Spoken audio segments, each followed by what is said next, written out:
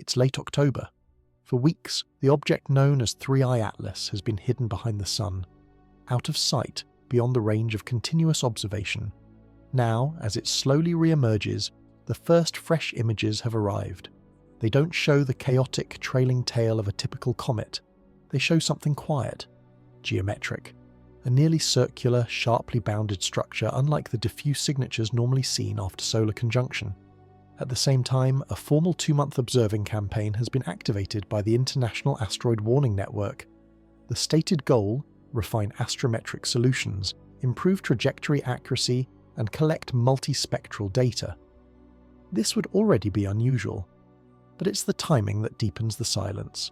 The solar environment around the object has just experienced back-to-back coronal mass ejections. International protocols governing how technosignatures are classified and communicated are being rewritten at the same moment. And at the highest levels of US government, NASA's legal framing has quietly shifted toward national security language, while senior military figures gather in closed-door sessions at Quantico. None of these developments prove anything, but their convergence in a narrow window around 3I Atlas's reappearance is undeniable. As of tonight, the object is visible again, and what's coming next will unfold in real time. The observation window has opened. This is where the story begins. The first images of 3I Atlas emerging from behind the Sun arrive through ground-based telescopes participating in the International Asteroid Warning Network. What they show is stark. The diffuse radiant coma that usually envelops a comet after close solar approach isn't there. Instead, the brightness profile is contained, circular, and remarkably stable. No detectable tail, no visible outgassing structure, just a sharp boundary, like a sphere of reflected light rather than the long fan of dust and ice astronomers expected. For many observers, this immediately triggers comparison with known cometary behaviour. Typical objects of similar scale, roughly hundreds of meters to several kilometers in effective diameter, respond to solar heating with violent sublimation. Dust and volatile gases escape, producing the tail that stretches millions of kilometers downstream. The fact that none of this is currently visible is the first anomaly of the new observing window. Initial photometric analysis suggests a nearly constant albedo over multiple nights of observation, with only minimal flicker caused by atmospheric interference. If the object is rotating, it's doing so in a way that presents a uniform cross-section. There are no brightness spikes or dips, no irregular silhouettes. That's unusual for natural bodies, which tend to tumble and reflect light unevenly as they spin. The signal looks smooth, engineered, some quietly say, though no official statement supports that. Astronomers have seen tail suppression before, but rarely this cleanly. In some cases, inactive comets retain volatile ices beneath hardened crusts, shielding sublimation until later stages, but even then, subtle jets, halo formations, or thermal asymmetries tend to betray their nature. Here, those signatures are conspicuously absent. The morphology triggers deeper questions. If the object has a hardened shell, what composition could allow it to survive such proximity to the Sun without visible shedding? If its surface is highly reflective, why is the brightness curve so uniform? And if it is rotating, why does it present itself as a perfect circle for consecutive observation cycles? No answers yet, only patterns. What stands out even more is the silence in official channels.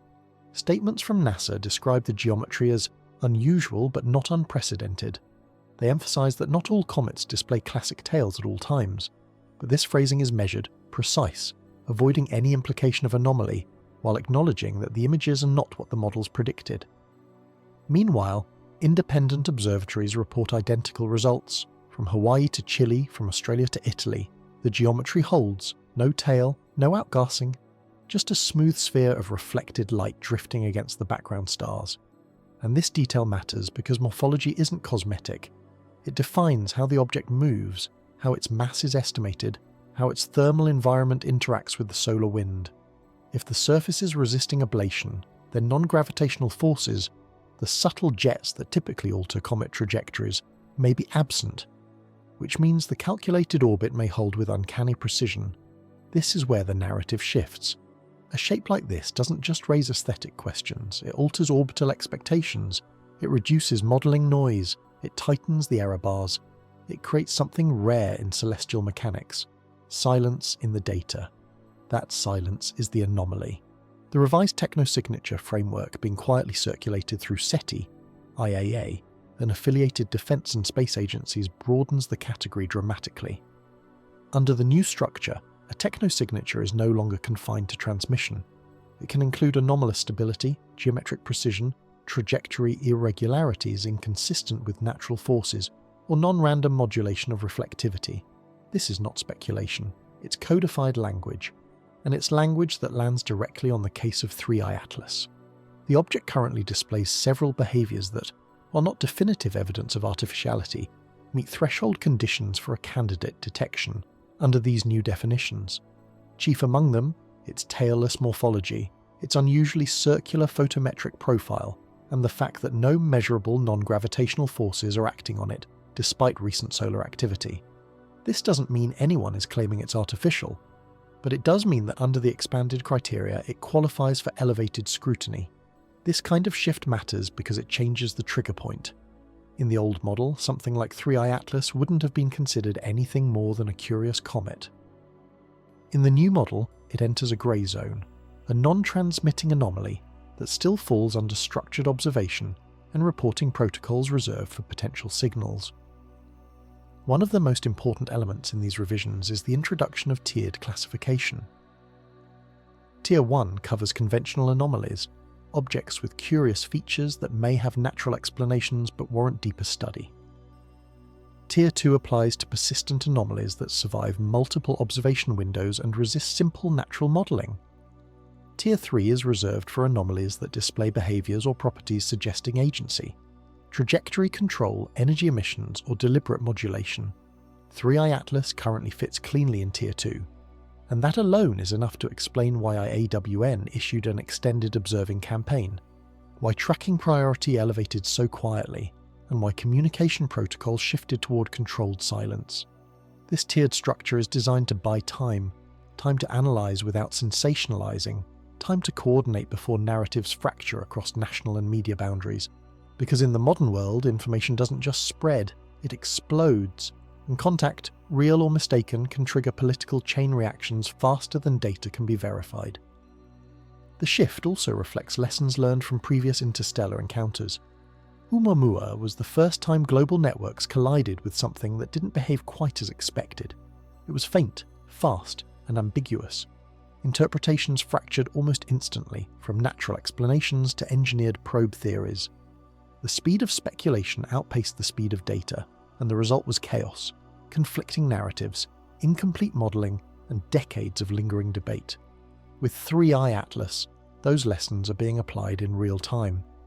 Instead of allowing the classification vacuum to feed speculation, a pre-built structure has been quietly dropped into place. It dictates how anomalies are logged, which thresholds trigger alerts, and how messaging is handled at each stage. In practical terms, this means that if 3I Atlas displays even a slight deviation, say a persistent brightness modulation that repeats in a structured pattern, it would escalate to Tier 3 automatically. That escalation would not be announced publicly at first. It would flow through tightly controlled channels, first scientific, then security, then diplomatic, and only then, if deemed appropriate, would the world hear about it. The technosignature definition expansion also includes non-traditional indicators. Objects can now qualify based on their temporal context. If a silent anomaly appears during a period of unusual terrestrial or solar activity, or if it aligns with policy shifts like those currently unfolding, it carries a higher classification weight. The idea isn't that these events are linked, it's that their timing matters, and the timing around 3I Atlas is striking. A tailless anomaly emerges from solar conjunction. A formal global observing campaign is triggered. Technosignature definitions are revised. Transmission rules are locked down. National security language tightens around space agencies. None of these things individually prove anything, but together they form a structure of attention, a scaffold waiting to catch the next anomaly if it falls. Within the scientific community, this new technosignature logic isn't universally accepted. Some see it as a prudent evolution of detection strategy, acknowledging that contact, if it comes, might not look like a beacon.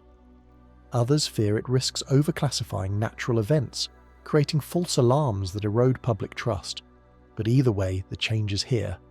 Quietly, the definition of signal has shifted beneath the public's feet, and that shift carries geopolitical weight. When something crosses from Tier 2 to Tier 3, the event no longer lives solely in observatories. It enters the halls of security councils, classified briefings, and strategic planning rooms. That's the point where science stops whispering and states start listening. And in the background, another development is feeding into this shift. One that has nothing to do with telescopes, but everything to do with how governments are preparing to handle anomalies like this one. Because while definitions are changing in the sky, policy is changing on the ground, and the language being used isn't academic anymore, it's strategic. While the astronomy community adjusted its definitions of what counts as a technosignature, something equally significant happened on the ground. Buried within a series of late October administrative actions in Washington, an executive order quietly reframed NASA, not as a purely civilian space agency, but as an entity with national security language woven directly into its operational framework. The order doesn't declare NASA a defense agency. It does something subtler. It shifts specific categories of its workforce into structures legally compatible with national intelligence and security coordination. On paper, it's about labor classification and interagency cooperation. In practice, it places NASA's activities more firmly inside the perimeter of national security planning. To those watching closely, the timing is difficult to ignore.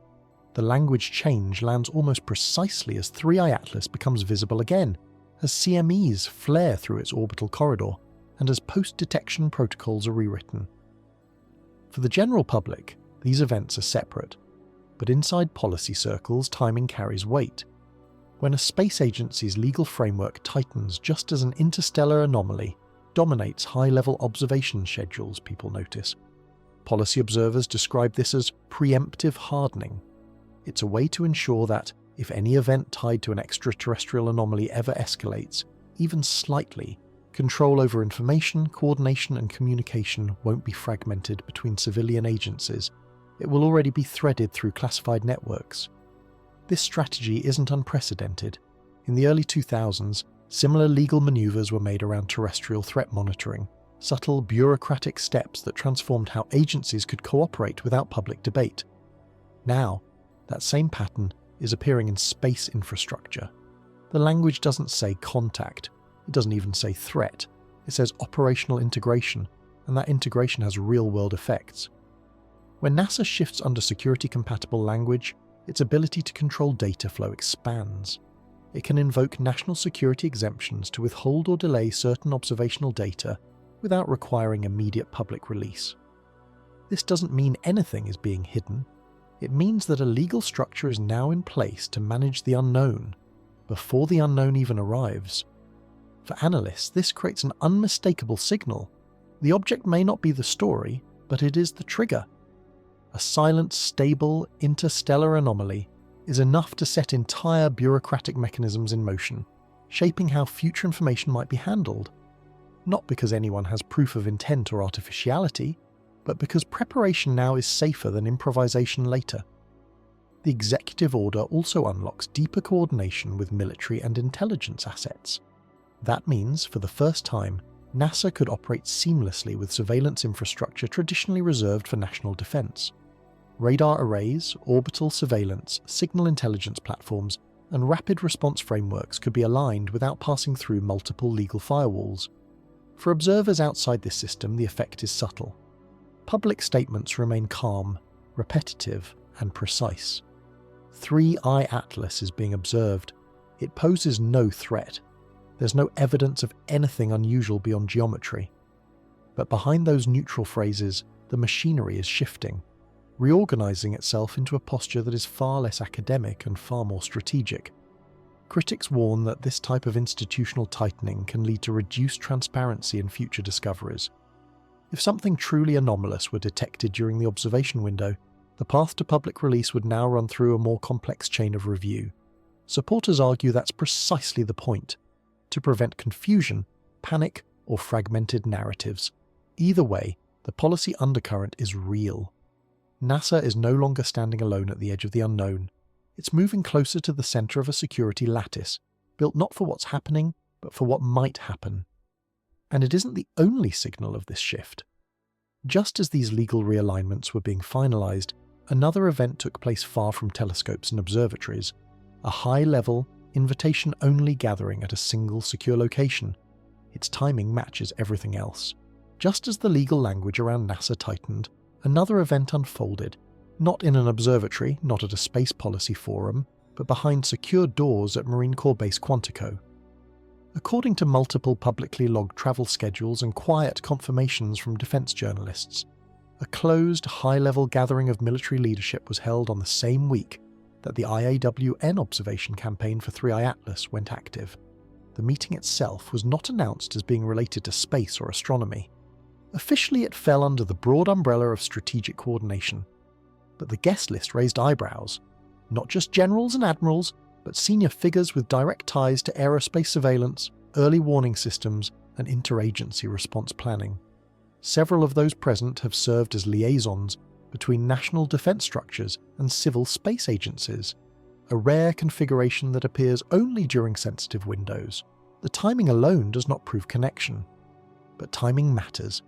These meetings are planned months in advance, often aligning with operational shifts or classified briefings.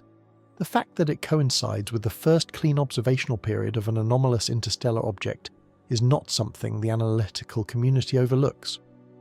Observers with experience in security protocol note the pattern. When three things align, anomaly, policy shift, and senior security meeting, it usually means one of two things. Either 1. The event in question is being used as a real-time testbed for emergency coordination procedures, or 2. Information has surfaced that demands unified situational awareness at the highest levels. Neither outcome is trivial. If this was a testbed, it signals that 3I Atlas has become more than a scientific curiosity. It's now a living scenario, a kind of silent drill around which agencies calibrate their readiness. If it was situational awareness, it suggests that the object has reached a threshold where its behaviour, timing or profile is significant enough to warrant inclusion in strategic briefings. Either interpretation leads to the same conclusion. The object is no longer being treated like just another comet. Several insiders who monitor defence coordination activities point out that Quantico has been a recurrent node for joint planning exercises involving unconventional or low-probability scenarios. Not alien contact per se, but events that could trigger rapid, multinational information control and strategic decision-making. Cyber incidents, space debris strikes, solar flare impacts, and yes, anomalous detections all fit inside that category. There's also the way information flows around such meetings. Usually when military leadership convenes for matters unrelated to external triggers, briefings stay compartmentalized. But this time, indicators suggest a wider net of pre-meeting coordination. Requests for observational data logs from NASA's Deep Space Network increased in the 72 hours before the gathering. Similar requests reportedly moved through atmospheric and orbital tracking channels. Nothing about this is overt. It's quiet, procedural, deliberate. And while the meeting itself remains classified, the timing creates a psychological pressure gradient around 3I Atlas, not because of confirmed events, but because of how many layers of infrastructure are now in orbit around the story. A formal observing campaign, revised contact protocols, national security language, and now closed-room gatherings involving those who hold the authority to shape first response strategy if the unexpected occurs. This kind of posture is rarely reversed once it begins.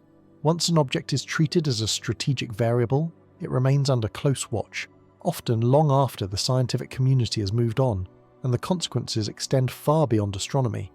They shape how future data is processed, who sees it first, and how fast it reaches the public. And perhaps most telling of all, while military coordination is accelerating, public messaging remains frozen in time. NASA and other agencies continue to emphasize that the object poses no threat. The descriptions are calm, controlled, almost ritualistically repetitive. In moments like these, when multiple systems quietly align around a single object, language becomes as strategic as data. The silence isn't empty, it's engineered. Since the first post-conjunction images of 3I Atlas began circulating through professional observatory channels, the public messaging from space agencies has been unwavering, almost unnaturally consistent. Every press release, every briefing, every interview repeats the same structured phrases. The object poses no threat. It's being monitored as part of standard procedure. This is a normal part of interstellar object research. The repetition is intentional. Agencies use this kind of language to stabilize public narrative. It doesn't matter what they know or don't know. What matters is that the message remains controlled, uniform, and difficult to misinterpret. In the absence of new information, the shape of the message becomes the information itself. What makes this especially striking is the contrast between the internal activity and the external calm.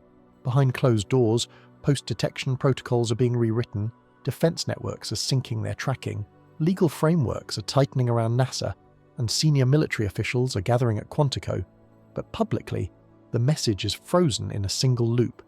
It's a narrative firewall designed to contain speculation before it spirals. This kind of strategy isn't new. It was used during anomalous satellite events, solar crises, and unexpected atmospheric detections. The logic is simple. The more stable the language, the less likely it is that panic, rumour, or premature conclusions will fracture the public sphere. In modern information ecosystems, panic isn't sparked by what's said, it's sparked by the gaps between statements. Control the language, and you control the gaps. There's another layer: who speaks? Over the past 2 weeks, very few high-ranking officials have gone on record about 3i Atlas. Instead, the messaging has been handled by mid-level public affairs officers reading near-identical statements. This ensures no unexpected remarks slip through, no interpretations wander off script. High-level silence doesn't necessarily signal fear, it signals coordination.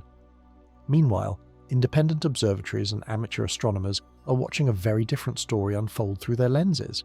They're not seeing tails, jets, or the typical dynamic behaviour expected from an object like this. They're seeing a clean, bright, unnervingly stable sphere. That visual dissonance between what's visible and what's being said creates a fertile ground for speculation to grow. And speculation, unlike data, doesn't wait. The first waves of alternative narratives have already begun to ripple through forums, dark web message boards, and fringe scientific circles.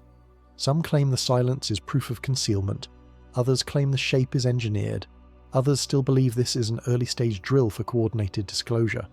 None of these claims are verified, but they thrive in the space between controlled messaging and unanswered questions. Agencies know this dynamic well.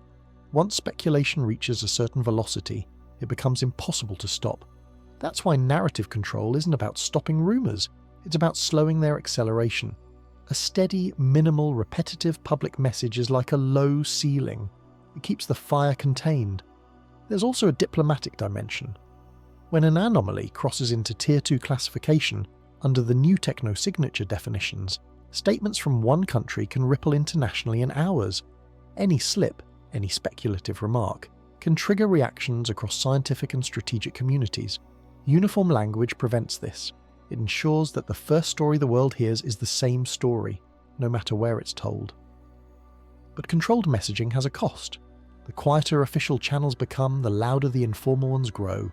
Whisper networks of observatory operators, amateur radio astronomers, and former agency staff are already exchanging raw data fragments, like curves, tracking logs, geometric fits. They're not coordinated, but their momentum is building. If the object continues to behave in this unnervingly stable way, the gap between what's seen and what's said will widen, and eventually gaps like that collapse under their own weight. This is the fragile balance at the core of narrative control. Too much silence and the narrative escapes official hands. Too much disclosure and it destabilizes before clarity arrives. The goal isn't to own the truth, it's to pace it. Right now, the official narrative around 3i Atlas is perfectly still. But beneath that stillness, multiple independent timelines are moving fast. Scientific analysis, defense coordination, legal restructuring, and uncontained speculation. And when those timelines begin to intersect, the story no longer belongs to those who tried to control it. It belongs to the pattern itself. At first, each of the recent developments surrounding 3i Atlas seemed isolated. The new observing campaign, a pair of solar CMAs, a legal adjustment inside NASA, a quiet meeting at Marine Corps Base Quantico, revisions to contact protocols, repetitive, carefully neutral messaging. But now the timeline is starting to braid together. For investigators, temporal clustering is often the first sign that something has shifted from background noise into operational significance. No single event on this list is extraordinary on its own. Solar flares happen, observation campaigns happen, internal policy adjustments happen. But the synchronization of these elements, across scientific, political and security layers has turned 3i Atlas from an astronomical curiosity into a node in a much larger structure. Let's trace that structure chronologically. October 21st to 22nd. 2 CMEs erupt from the Sun, passing through the region of space 3i Atlas would occupy days later. October 24th. The first clean images appear, circular, tailless, geometric, and stable. October 25th to 27th.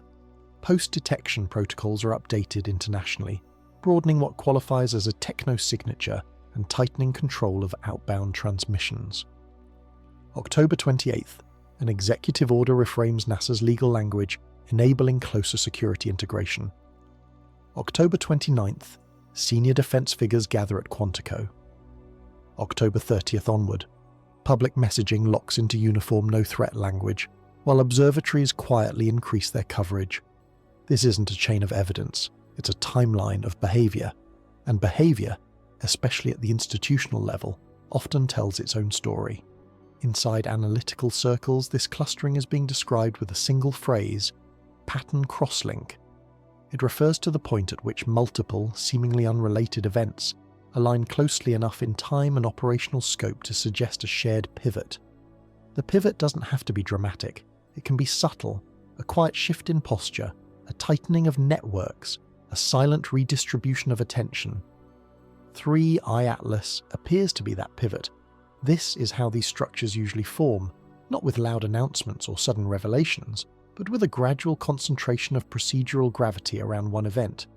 Scientists watch, agencies shift, policies move. And before anyone outside realizes it, an object in the night sky has become an organizing center for multiple systems of power. Some analysts argue that this pattern is entirely precautionary, that after the chaos surrounding Oumuamua, international bodies decided they would never again be caught improvising in real time. If another interstellar object behaved strangely, they would respond not with fragmented speculation, but with a coherent, pre-planned lattice of procedures. If so, what's happening now could simply be that plan working as designed. But others point out something quieter. Precaution doesn't usually move this fast. Post-detection protocol revisions have been in draft limbo for months. NASA's security language changes had no fixed timeline. The Quantico meeting was scheduled, but its agenda wasn't fixed until days before. All of these elements accelerated at once, in the narrow window between the CME event and the object's first confirmed tailless image. Acceleration like that usually happens when something, somewhere, flips the internal classification from background to active watch. It's also worth noting what hasn't happened. No emergency briefings, no public alarm, no intercepted signals, no deviation in the orbit that would suggest maneuvering or threat. The object remains distant, silent, geometrically stable, but it has triggered a chain reaction of preparation that now extends from scientific working groups all the way up to national security infrastructure. And once a system is mobilized like this, it rarely fully powers down. Even if 3i Atlas remains nothing more than a frozen inert interstellar object, the structures being built around it may persist for years. They'll become part of how we monitor, classify and respond to future anomalies. This is how contact architecture is built, not after an event, but before one. There's a reason the narrative hasn't shifted publicly. If officials were to acknowledge this web of coordination, they'd have to explain why such a network exists. And right now, the object hasn't done anything that crosses the public disclosure threshold. That silence leaves only the pattern itself visible to those who know where to look. And this is where the story becomes most fragile, because pattern recognition can spiral. A structure designed to prevent speculation can just as easily feed it when its shape becomes too obvious to ignore. The question now isn't whether the pattern exists. It does. The question is whether it's anticipating something or just shadowing an anomaly that never speaks. Either way, the crosslinks are now set, and the next piece of the puzzle comes from those trying to break the pattern, not with claims, but with explanations. While networks align, protocols harden, and quiet meetings ripple across institutions, not everyone sees mystery in 3i Atlas. Inside the mainstream astronomy community, many researchers are pushing back, cautiously but firmly, against the growing aura of strangeness surrounding the object. Their message is simple. Unusual does not mean artificial. This countercurrent is critical. It anchors the event in scientific method rather than narrative gravity. And their arguments, while less dramatic than the speculative theories, are grounded in hard physics and past observation. First, they point to inactive comets, icy bodies whose volatile surfaces have hardened into crust thick enough to suppress visible outgassing. This phenomenon isn't theoretical. It's been observed in multiple comets that passed close to the Sun without displaying the classic fan-shaped tail. When a surface becomes inert, it can resist sublimation until deeper layers are exposed. In some cases, that activity never resumes at all. If 3I Atlas has a similar crust, its current stillness may be nothing more than a thermal shield effect. Second, astronomers note that circular photometric profiles can occur naturally under specific geometric conditions. If the object's orientation happens to align with its longest axis toward Earth, and its rotation is slow or locked, it can appear almost perfectly circular, especially when viewed from long distances. This effect, amplified by atmospheric blurring and instrumental smoothing, can mimic a spherical silhouette. The absence of visible brightness fluctuations may reflect nothing more exotic than an object whose spin is unusually stable. Third, the timing of the solar CME isn't necessarily meaningful. The Sun is in an active phase, producing multiple eruptions weekly. Statistically, some will overlap with events elsewhere in the solar system. The fact that a CME occurred near the object's reappearance is not inherently suspicious. It's a function of probability. And while it's true that comets often display brightening when hit by CMEs, not all do. Those with inert crusts can shrug off solar storms without visible reaction. Then there's the EAWN observing campaign. While unusual, defenders of the scientific status quo argue that it's not evidence of hidden knowledge, it's evidence of learning from history. When Oumuamua appeared, the scientific community scrambled to organise coverage and lost precious observation time. This time, with 3I Atlas, they're coordinating early. That's prudence, not proof of anomaly. And the policy shifts around NASA. The counterpoint here is straightforward. Bureaucratic timing doesn't always align neatly with astronomical events. Executive orders, protocol updates, and defense meetings operate on their own timelines. To trained observers, overlapping events can look like cause and effect. But in reality, policy often moves on a calendar, not a comet's orbit. Some scientists also caution against anthropocentric bias, the tendency to see intention in patterns that emerge naturally. A clean orbit, a stable rotation, or even a strange shape can feel engineered to human perception. But the universe is full of coincidences that mimic intention. The human mind is wired to detect agency even where none exists. More importantly, many astronomers argue that elevating every anomaly to the level of a potential technosignature risks eroding public trust. If each interstellar object is framed as a possible contact scenario and then quietly fades into nothing, the eventual moment, if it ever comes, when something truly anomalous is found will be met with public fatigue, not awe. Their caution isn't about suppressing information, it's about preserving credibility. They also stress that nothing in the data so far violates physics. The trajectory of 3I Atlas remains smooth, its light curve is stable, no non-gravitational accelerations have been confirmed, its spectrum shows nothing outside the range of what's expected from a cold, inert interstellar body. In short, it looks strange, but it behaves naturally. For these scientists, the story unfolding around 3I Atlas isn't about alien technology, it's about the machinery of perception.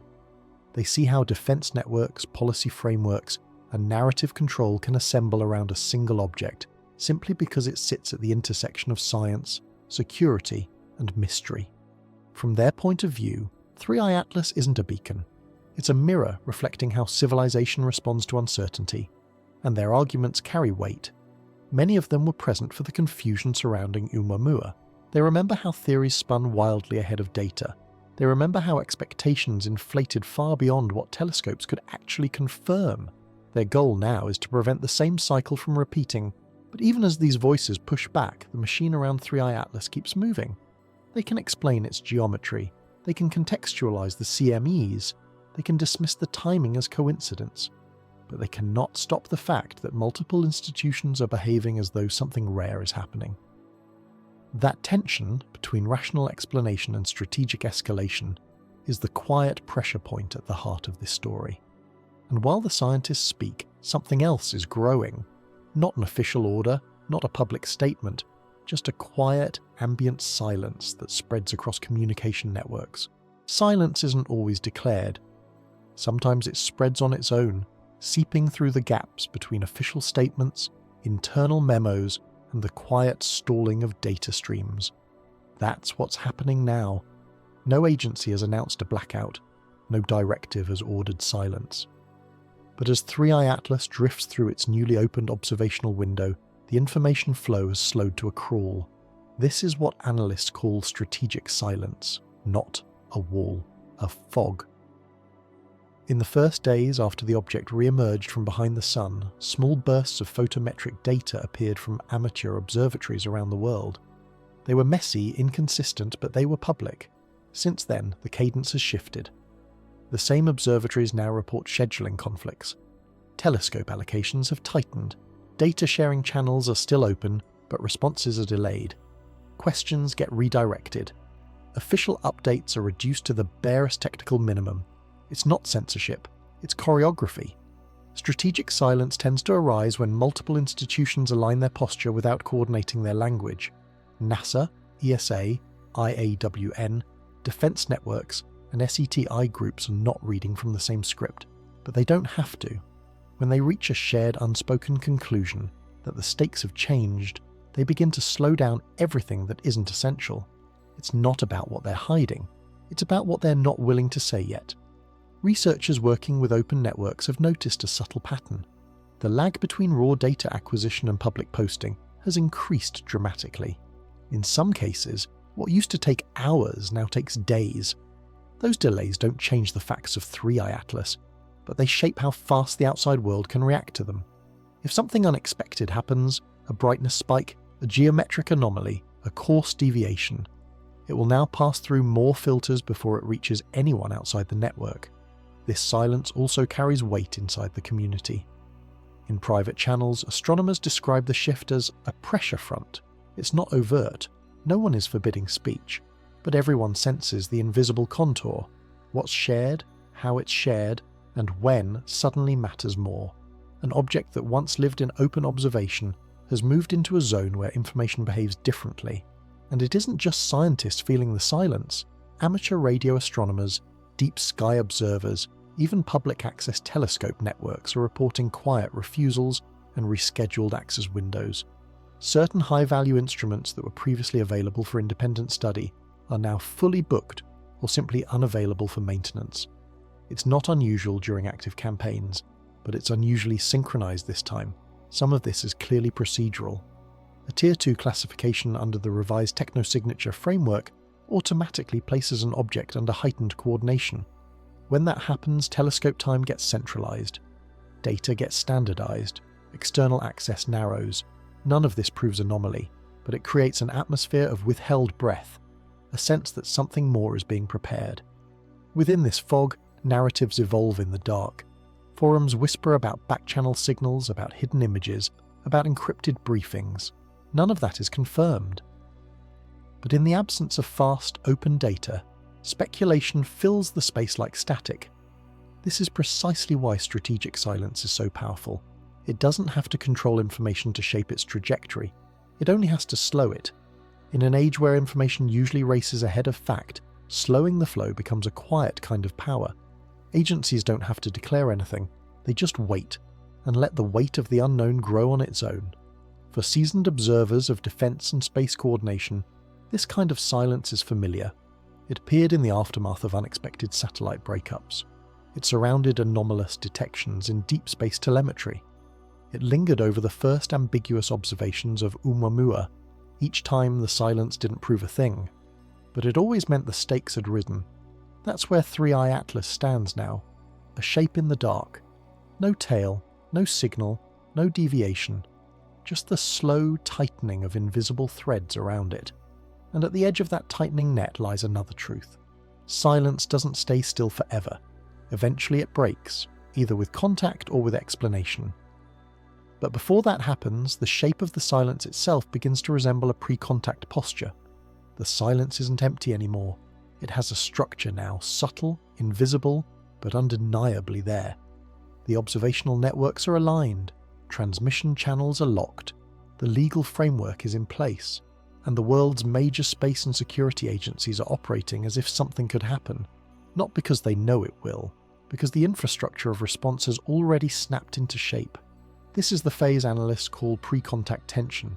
It's not contact. It's the shape the world takes when it thinks contact might be on the horizon. No single piece of evidence suggests that 3I Atlas is anything more than a silent interstellar body. There's no beam, no pulse, no signature that can't be explained by natural mechanics.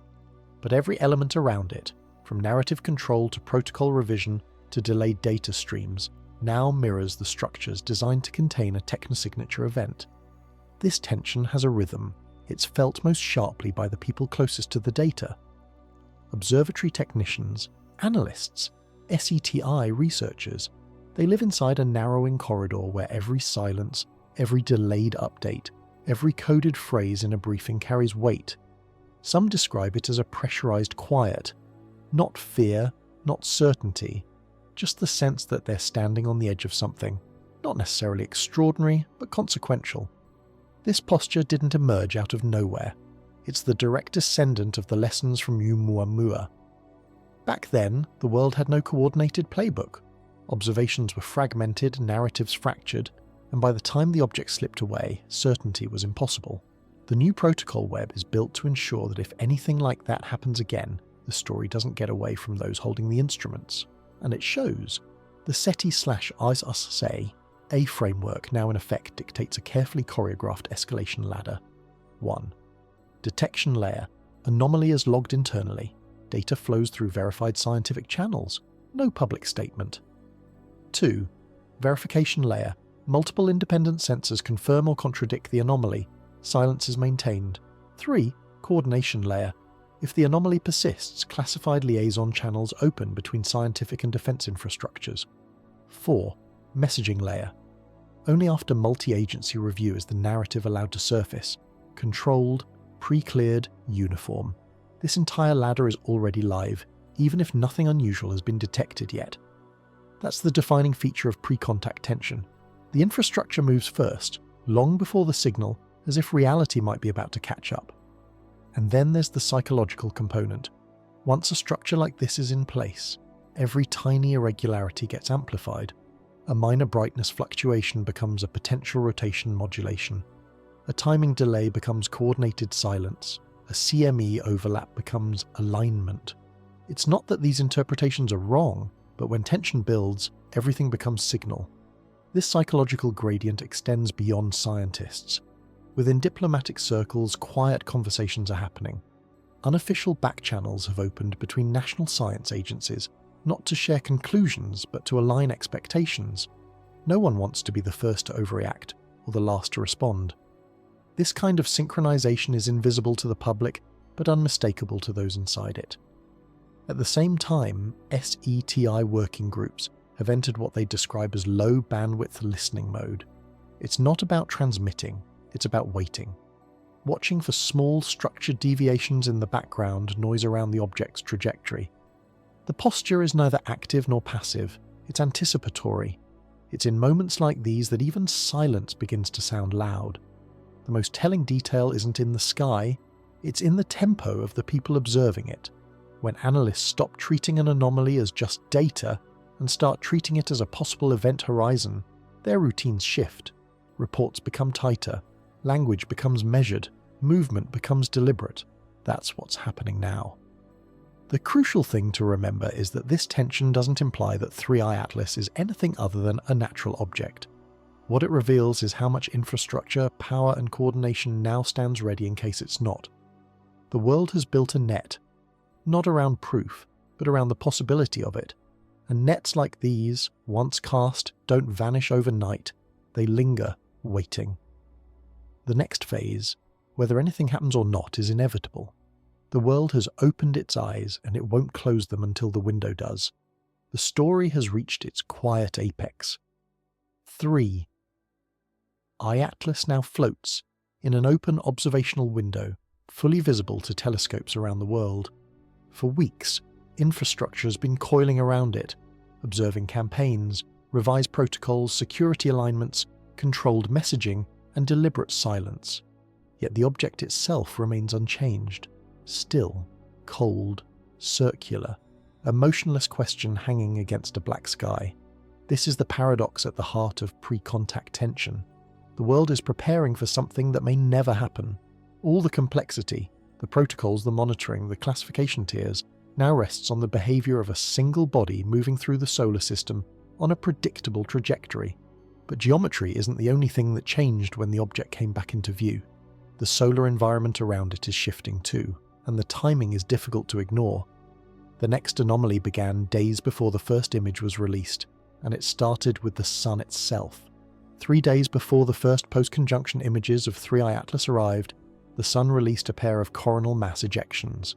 The eruptions, recorded between October 21st and 22nd, were fast, dense, and unusually well directed toward the sector of the heliosphere where the object's trajectory currently unfolds. These CMEs weren't minor outbursts. Magnetometers picked up clean signatures, heliospheric models showed coherent propagation, and the Solar Dynamics Observatory registered the flares with near-perfect timing. The geometry of these events caught the attention of analysts because of how closely the projected CME fronts passed through the region of space where 3I Atlas was expected to emerge. In most cases, such overlaps are mere coincidences. Solar storms sweep across wide arcs. But the alignment here is narrow and the timing precise. The window between CME arrival and the first sharp tailless imagery is measured in hours, not days. A standard comet encountering a CME usually responds visibly. Charged particles and magnetic fields interact with the outgassing plasma, producing distortions in the tail, brightening events, or visible discharges. But when the CME wavefront brushed the region of 3I Atlas, nothing happened. No sudden plume, no deviation, no temporary flare, just silence. Heliophysicists explain that not every interaction yields fireworks. If the object's surface is inert or shielded, a CME may glance past without noticeable effect. But the cleanness of the signal is unsettling. It suggests either a dormant shell capable of insulating its volatile interior from a major solar blast, or something fundamentally different from a typical volatile-rich cometary body. And then there's the temporal clustering. This isn't just a solar flare near perihelion, it's a strong CME, tightly timed to the object's return to observability. When those windows overlap, agencies act quickly. Within hours, alert protocols were updated, space weather advisories were issued, and the International Asteroid Warning Network moved to formalize a targeted observation campaign. It's not just astronomy at this point. When solar events and interstellar objects share a moment, multiple branches of monitoring infrastructure wake up. Heliophysics, defense networks, and civilian observatories all looking at the same coordinates. A classified briefing was reportedly circulated through Allied defense networks within 48 hours of the CME. Its language, while unconfirmed publicly, is said to have emphasized close temporal correlation between solar activity and the object's visibility window. Officially, NASA stressed no known causal link. But off the record, some analysts noted the near-perfect alignment as a rare observational opportunity, the kind of moment usually studied in post-mission reports, not while it's happening live. What matters here is that solar proximity isn't just a backdrop, it's part of the narrative. The absence of expected interaction is itself data. Clean, quiet, and uncharacteristically stable. That stability means the object's physical structure is withstanding forces that should have left a visible fingerprint. And that brings us to the next development. As the solar blast passed, global coordination snapped into place faster than usual. A formal observing campaign was declared, not just an academic initiative, a network-level decision, and the language in that decision is unusually clear. This is where the IAWN directive enters the story. In the early hours following the CME passage, something shifted behind the scenes. Observatory operators across several continents received a circular from the International Asteroid Warning Network, IAWN. It wasn't an advisory, it was an activation. A formal, coordinated observing campaign centered on 3I Atlas, with a defined duration, November the 27th through January 27th. 2 months of uninterrupted multi-instrument tracking. This kind of campaign is not routine.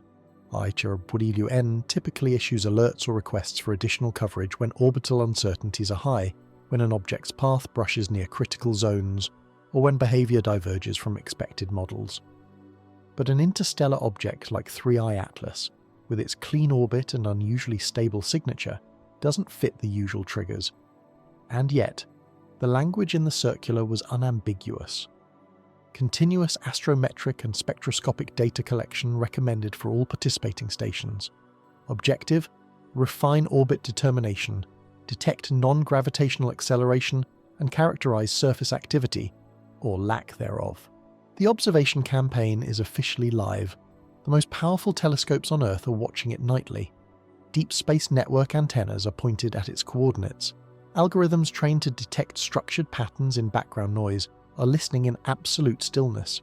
At the same time, legal frameworks have been rearranged, communication pathways narrowed, policy language hardened. Military and civilian networks are synchronized in a way they rarely are. And the public still hears only 5 words: the object poses no threat.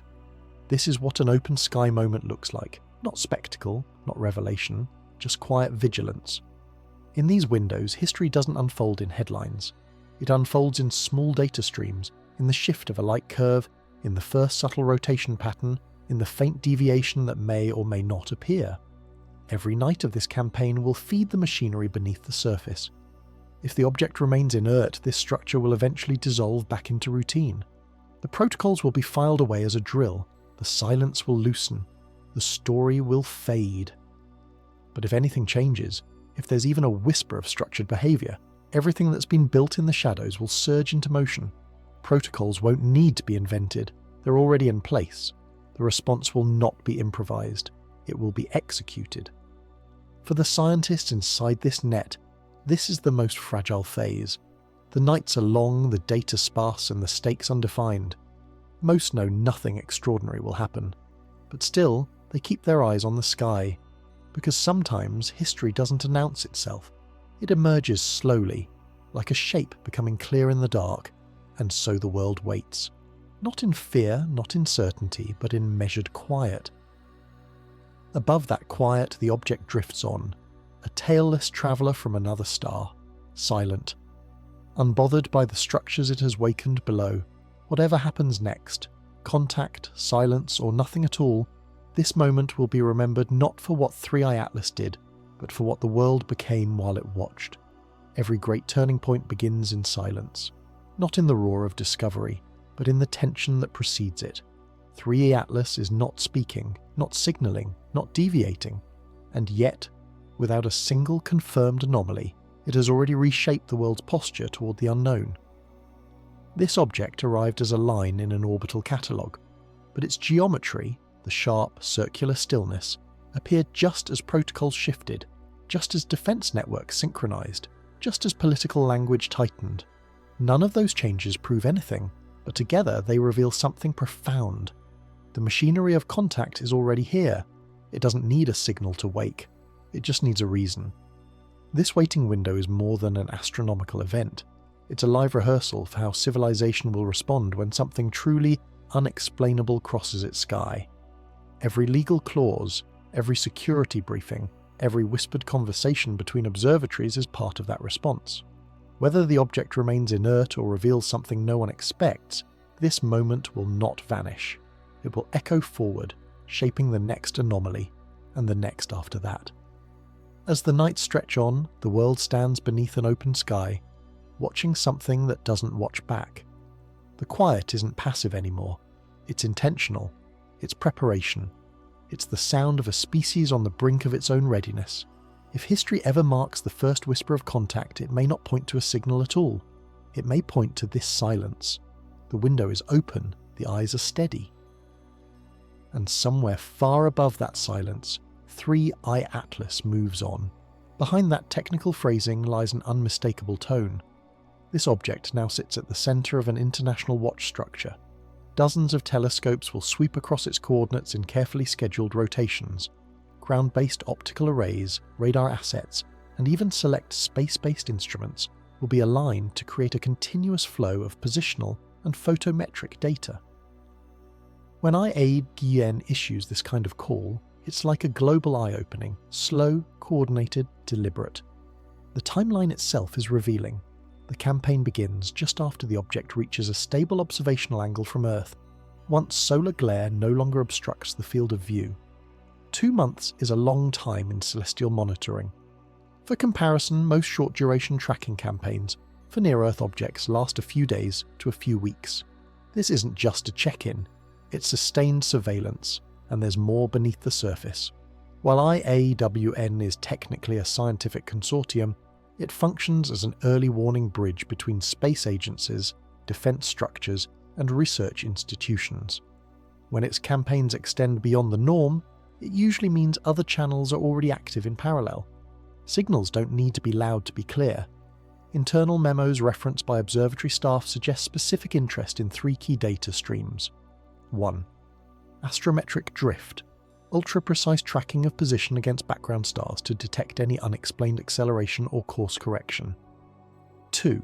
Spectral flatness, monitoring for the absence or emergence of volatile emission lines that would betray cometary activity. 3. Photometric stability, watching whether the uniform brightness profile persists as the viewing angle changes. Each of these elements goes beyond casual observation. They point to a coordinated attempt to build a high-resolution behavioural profile. If 3I Atlas were just a typical interstellar comet with a frozen shell, 2 months of continuous observation would be excessive.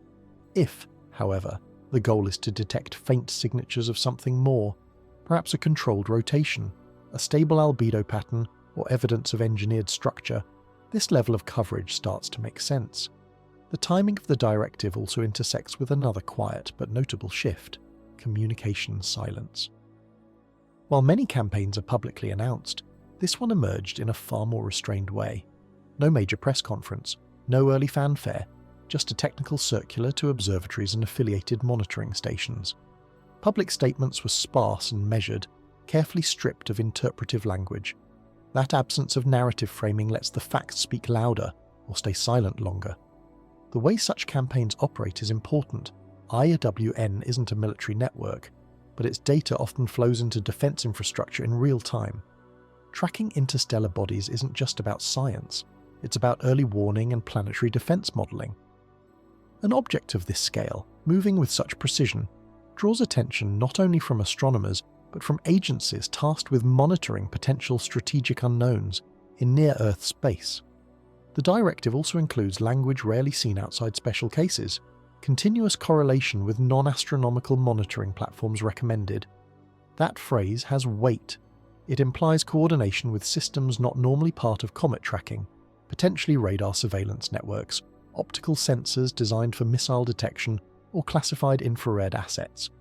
It signals that this object's monitoring has stepped beyond academic research and entered a hybrid domain. When the IAWN campaign was quietly logged into international schedules, observatories began blocking out large chunks of telescope time.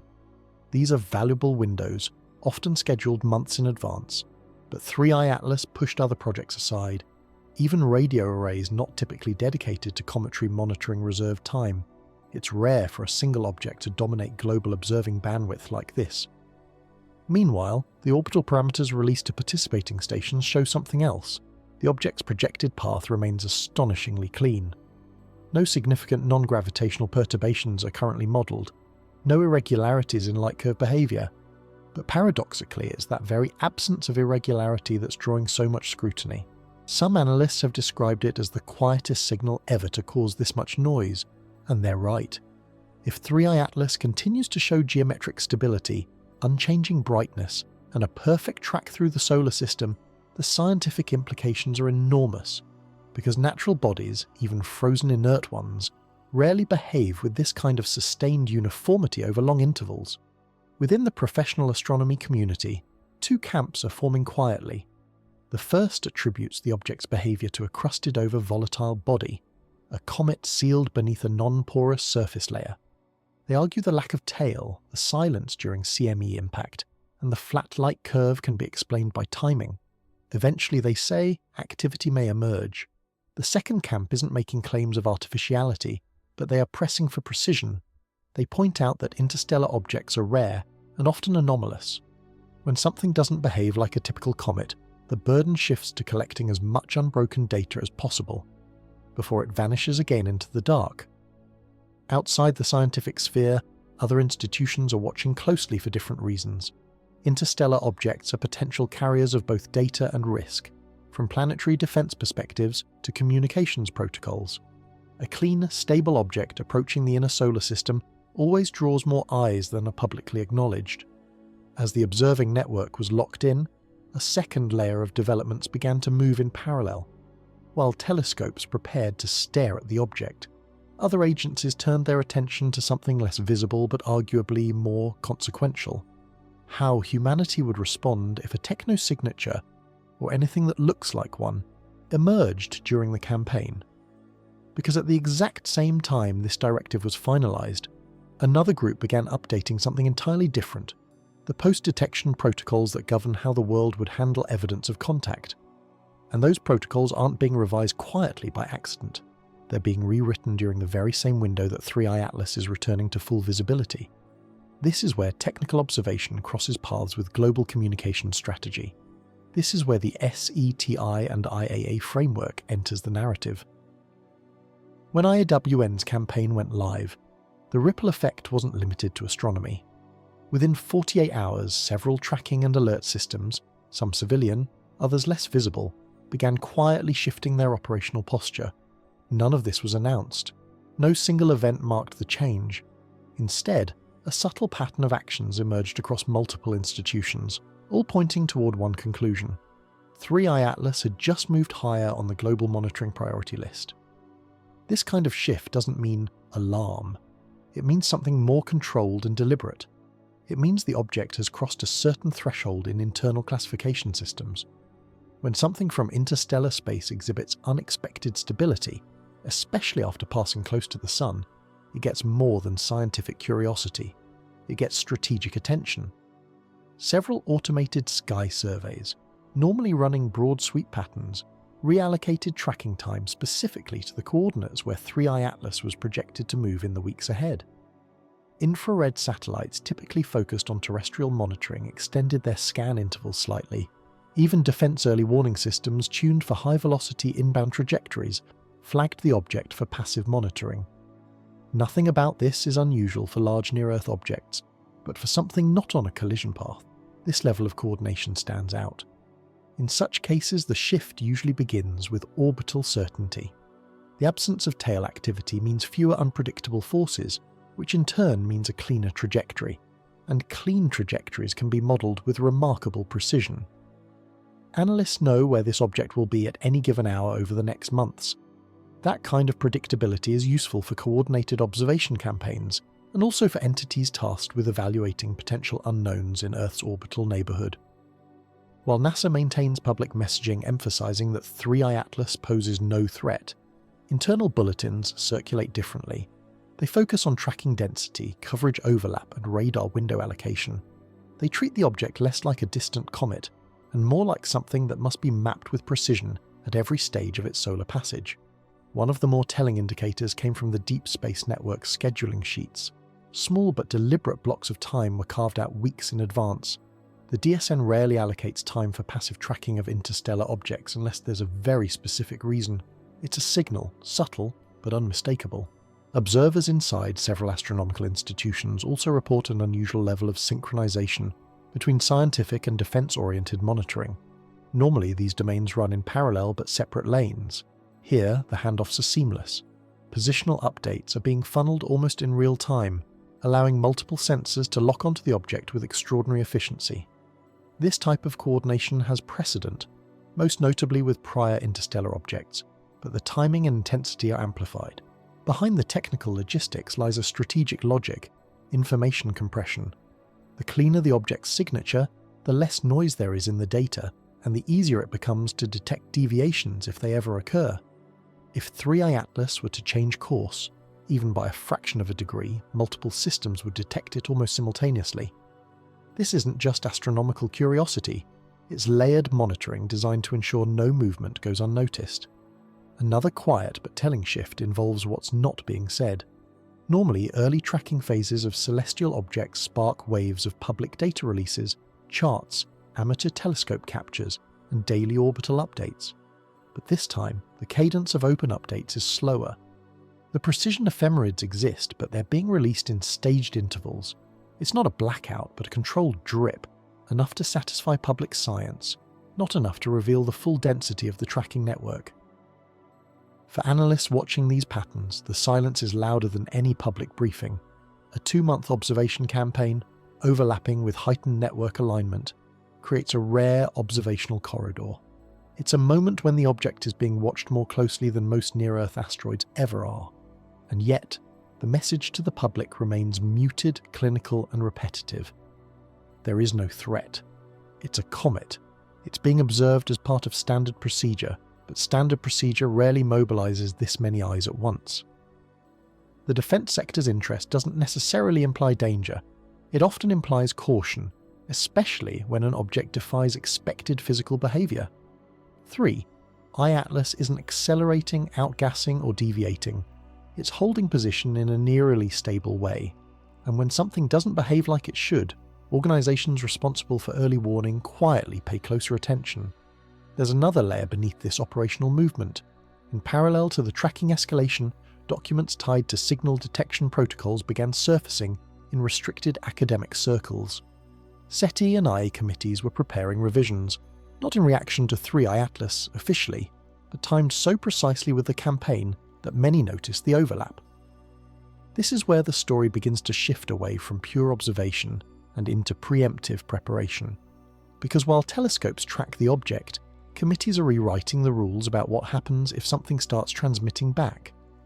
While the telescopes began their quiet watch, another, less visible shift was taking place in parallel, one not in the night sky, but in the language that governs how humanity would respond to what it might find there.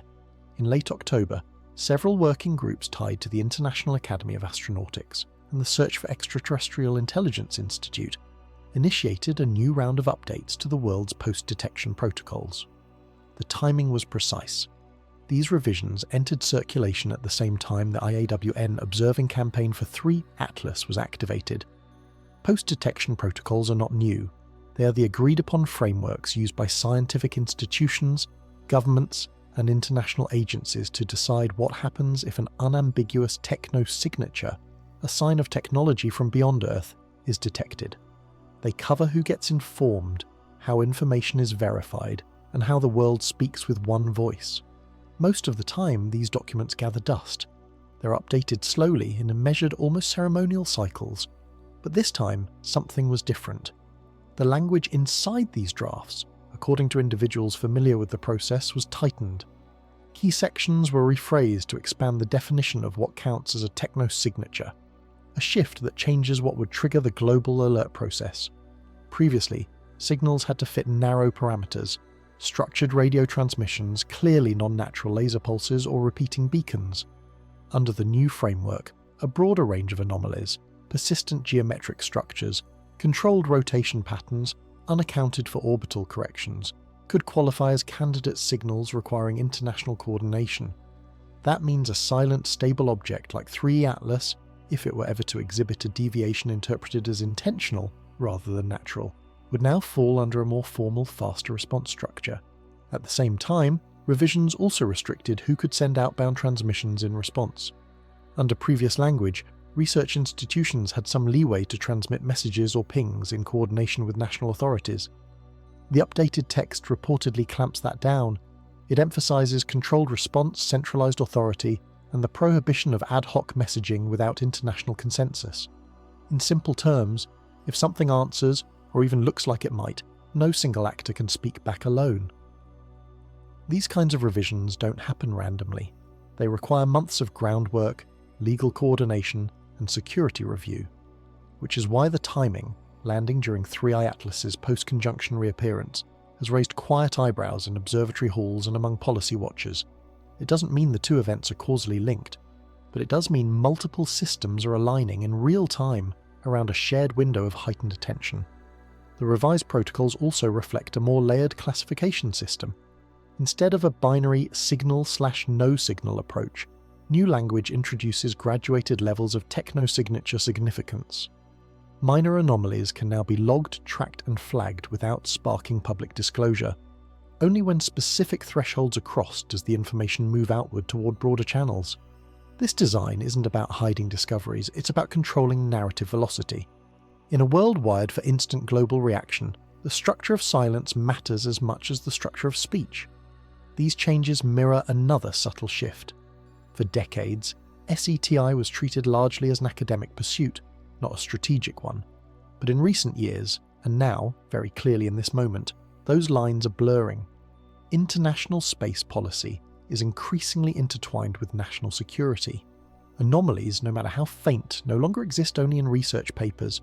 They live inside coordination networks with real-time response infrastructure.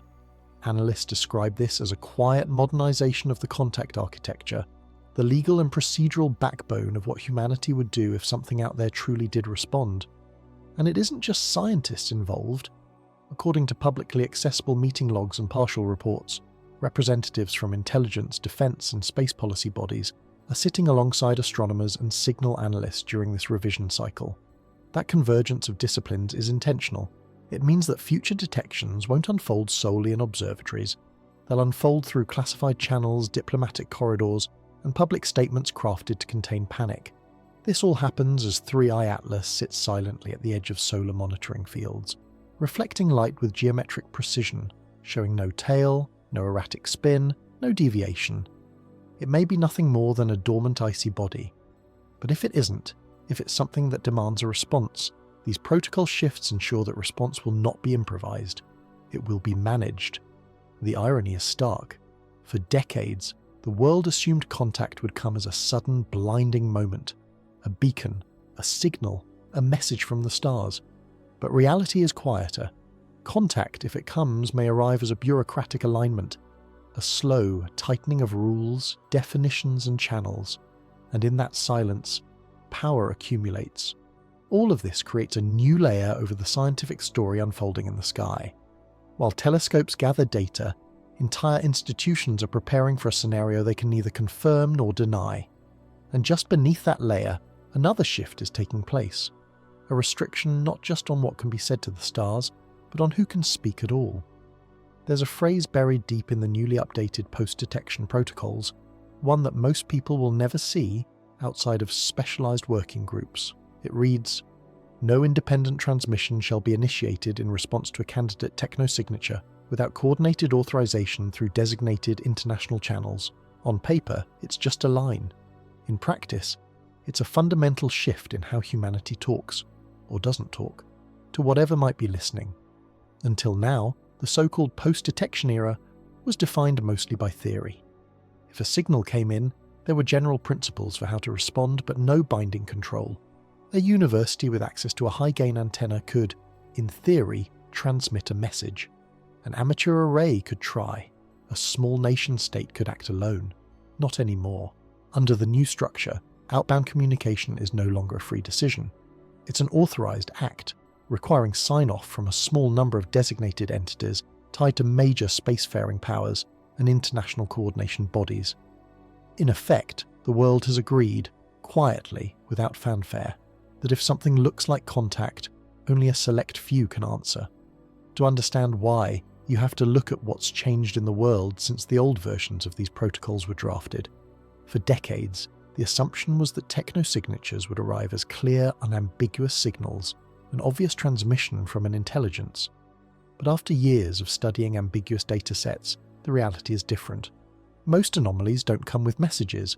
They come with silences that feel intentional, objects that don't behave quite like comets, signals that don't fit background noise, patterns that raise questions but fall just short of certainty.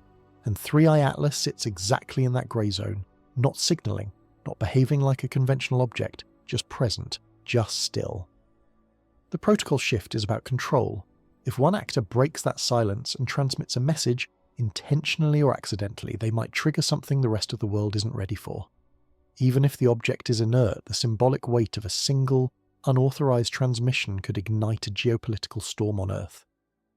Who spoke for humanity? What did they say? Did they reveal something they shouldn't have? The new language closes that door. It doesn't just centralize who can speak. It defines silence as the default posture. No transmission, no invitation, no message beamed into the void without collective consent. In practice, this means any attempt to direct high-power signals toward 3I Atlas, or any other candidate technosignature, would now require coordination at the highest levels of multiple governments, and the window for unauthorized action has quietly closed. That silence is strategic. In the early 21st century, debates raged between METI, Messaging Extraterrestrial Intelligence advocates, and SETI traditionalists. The METI camp argued that silence was a mistake, that humanity should reach out first. SETI argued that we don't yet understand what we might be speaking to, or how speaking could be perceived. For years, the debate was academic. Now it's effectively over. SETI's stance has become policy.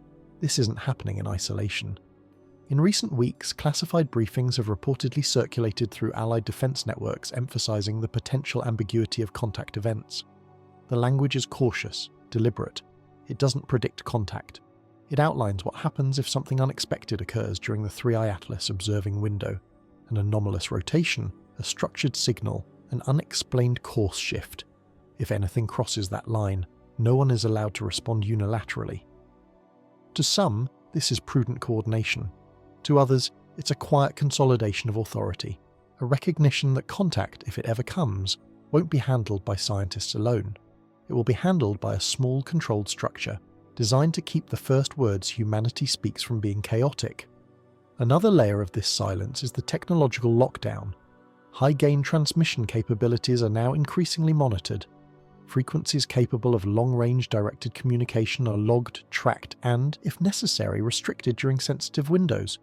Officially, this is described as spectrum management. Unofficially, it's about ensuring no rogue signals leave Earth during what some now call the quiet window, and that language, quiet window, is spreading. Observatories have begun using it internally, referring to the period during which the object will be under continuous surveillance, while outbound channels remain tightly constrained. It's not a moratorium in name, but in effect that's exactly what it is. For the broader scientific community, this creates tension. Some researchers feel the protocols will slow down the pace of open discovery. If something truly anomalous happens, public knowledge may be delayed, not to suppress the truth, but to manage it.